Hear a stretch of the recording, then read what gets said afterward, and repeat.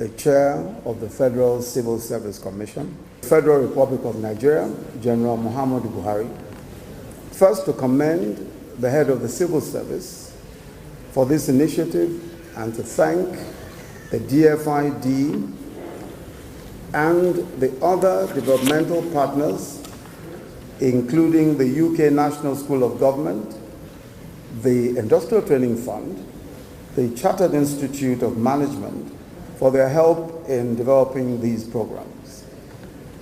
Ladies and gentlemen, Your Excellencies, it's my pleasure to present to you these capacity building programs, SMAT-P and LEAD-P.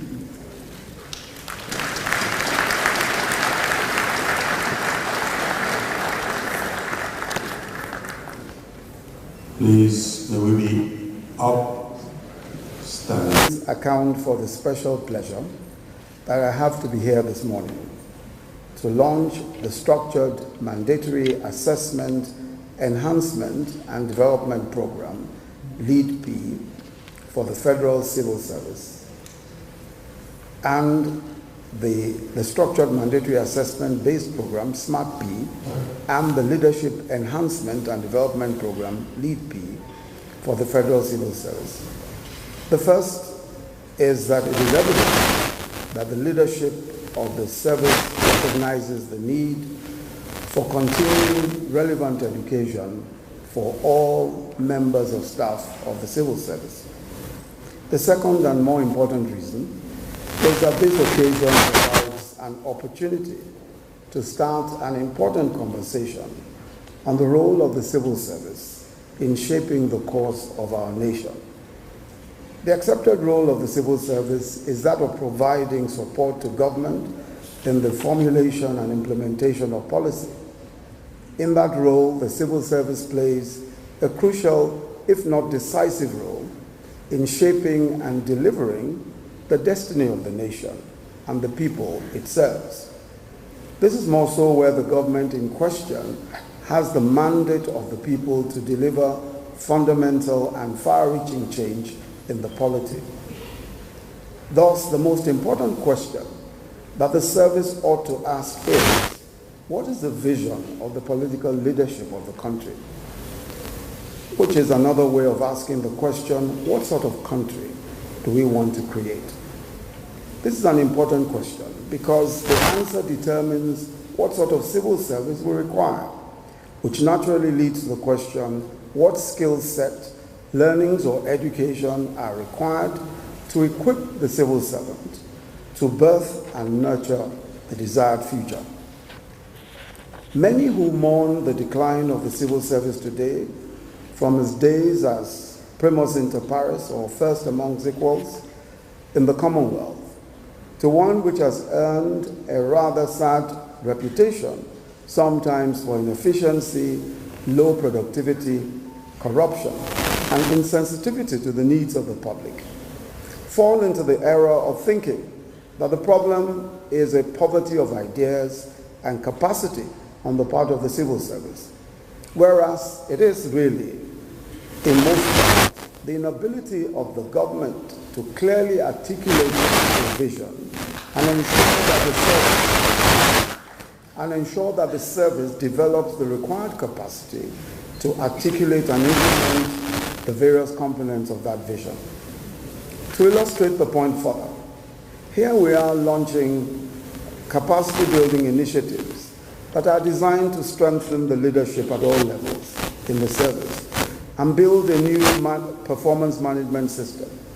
But the fundamental questions are, what is the ethos, the ethical and ideological worldview that the service is to deliver?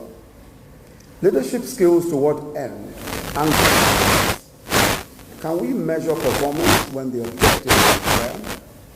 Without clear answers to these questions, the service will grope in the dark and take the government and people along with it on a blind leading the blind voyage. So what sort of country do we envision? We want to build a nation with the citizen as its reason for being, and thus the sole focus and responsibility. The citizen, regardless of station in life, must be respected by the governing authorities and treated with dignity. Flowing from these is the imperative that our society must be governed by the rule of law, administered by a trustworthy, fearless, impartial, and efficient judiciary. Rigorously enforce standards of transparency and accountability in the conduct of public business and commerce, and zero tolerance for corruption.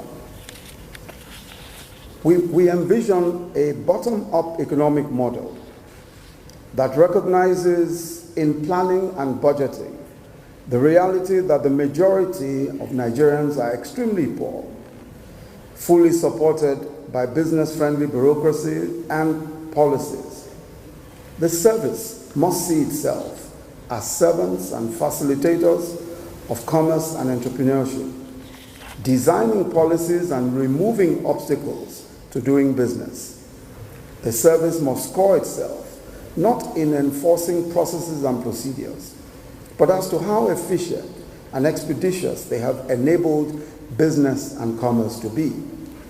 The ordinary business of the individual who comes across government must be made easy, because he is or she is the center of the business of government.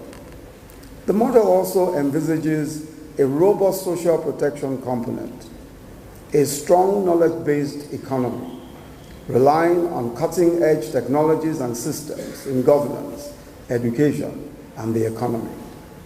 Consequently, the technical competencies that the SMAT-P and LEAD-P programs aim to strengthen, namely leadership, strategic planning, strategic communications, financial management, and program management, must be learned with these contexts and paradigms in mind.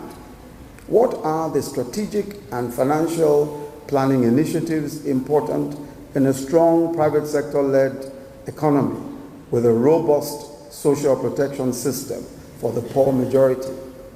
What are the crucial communications to make to the people in a season requiring sacrifice and perseverance on account of falling revenues? Or for that matter, how do we communicate the position that our anti-corruption, zero-tolerance stand is not merely a moral or ethical stand, but a developmental construct that recognizes that corruption, if not apprehended, will destroy all institutions, the economy, and eventually our society? Put differently, that how we handle corruption will make or mar our destiny as a nation. How do we communicate that? Today, our nation stands again on the threshold of a great future, if we desire it badly enough to fight for it. The Federal Civil Service are the foot soldiers in our march to our great destiny. An army cannot afford indiscipline, inefficiency, lack of capacity, lack of focus, especially because the hopes and aspirations of a whole society, a whole generation, rest on your shoulders. I trust that you will not fail the Nigerian people. I wish you very happy deliberations.